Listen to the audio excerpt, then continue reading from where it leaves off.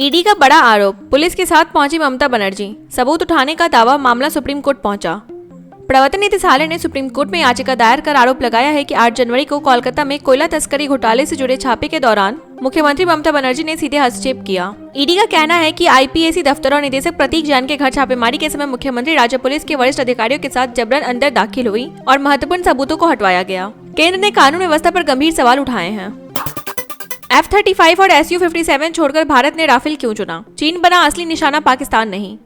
भारत द्वारा फ्रांस से राफेल लड़ाकू विमानों की खरीद को सिर्फ हथियार सौदा नहीं बल्कि रणनीतिक फैसला माना जा रहा है। अमेरिकी F-35 और रूसी Su-57 जैसे 5वीं पीढ़ी के विमानों के बावजूद भारत ने 4.5 पीढ़ी के राफेल को चुना। रक्षा विशेषज्ञों के मुताबिक राफेल की विश्वसनीयता, कम मेंटेनेंस, युद्ध में परखी गई क्षमता और चीन सीमा पर बेहतर प्रदर्शन की वजह से यह मैच्योर डिसीजन साबित हुआ है। नौकरी चोर से वीजा स्कैमर तक, यूएस में भारतीय क्यों बन रहे निशाना, डोनाल्ड ट्रंप की नीतियों का असर। अमेरिका में भारतीयों के खिलाफ नफरत और भेदभाव बढ़ता नजर आ रहा है। फाइनेंशियल टाइम्स की रिपोर्ट के अनुसार ट्रंप प्रशासन के अमेरिका फर्स्ट नीति और H-1B वीजा नियमों में बदलाव के बाद हालात बिगड़े हैं। भारतीय प्रोफेशनल्स और कारोबारियों को सोशल मीडिया और ऑनलाइन प्लेटफॉर्म पर निशाना बनाया जा रहा है। कई बड़ी कंपनियों के खिलाफ भी भारतीयों को लेकर गलत प्रचार फैलाया जा रहा है। मकर संक्रांति पर नरेंद्र मोदी की गौ सेवा, सूर्य देव से की देश की सुख समृद्धि की प्रार्थना।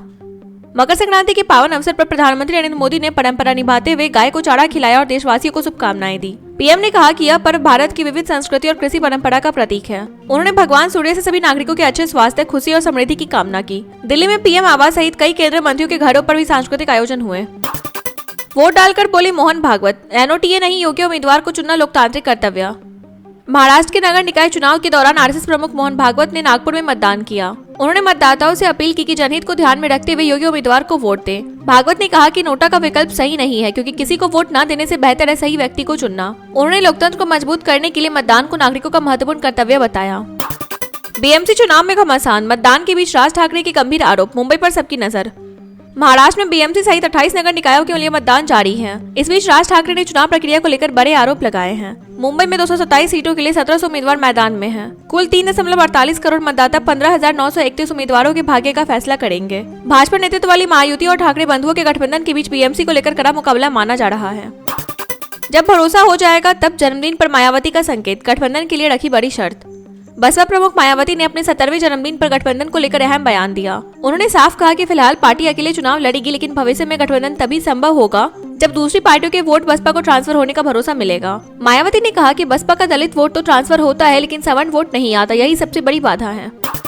गुरु गोरखनाथ को खिचड़ी, संगम में 36 लाख श्रद्धालु, मकर संक्रांति पर योगी आदित्यनाथ की पूजा।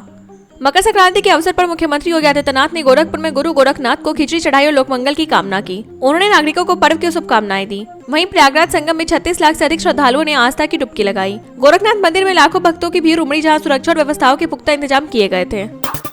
शहर से बाहर मतदाताओं पर सख्ती, घर घर जाएंगे नोटिस, 1 हफ्ते में होगी सुनवाई। उत्तर प्रदेश में मतदाता सूची के विशेष गहन पुनरीक्षण के तहत अब नोटिस प्रिंट होने लगे हैं। बिना मैपिंग वाले मतदाताओं को बीएलओ घर जाकर नोटिस देंगे। इसमें सुनवाई की तारीख और स्थान तय होगा, जहां मतदाता को ईआरओ के सामने पेश होना होगा। प्रशासन ने लोगों से पहले से दस्तावेज तैयार रखने को कहा है, ताकि मौके पर ही सत्यापन और अपलोडिंग हो सके। युद्ध और तनाव की चपेट में ईरान, एयरलाइंस के लिए क्यों इतना अहम है उसका हवाई क्षेत्र। ईरान का हवाई क्षेत्र वैश्विक एयर ट्रैफिक के लिए बेहद महत्वपूर्ण है। हालिया अशांति के बीच ईरान ने 5 घंटे के लिए एयर स्पेस बंद किया, जिससे दुनिया भर की एयरलाइंस को रूट बदलने पड़े। इससे पहले भी इजराइल हमास युद्ध और क्षेत्रीय तनाव के दौरान ऐसा हो चुका है। ईरान का एयर स्पेस बंद होना तेल, समय और लागत तीनों को प्रभावित करता है, इसलिए यह वैश्विक चिंता का विषय बन जाता है।